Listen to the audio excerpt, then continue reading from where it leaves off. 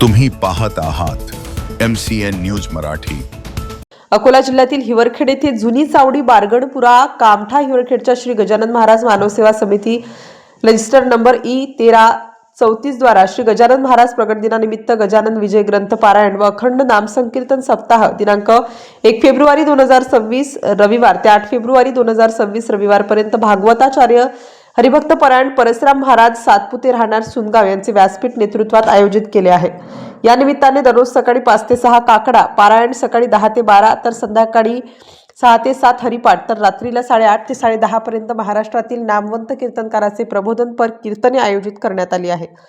व्यासपीठाधीश भागवताचार्य परशुराम महाराज सातपुते यांचे काल्याचे कीर्तन सकाळी 9 ते 12 होणार तर श्रींचा प्रकट महोत्सवानंतर संध्याकाळी 7 ते 10 पर्यंत महाप्रसाद होईल।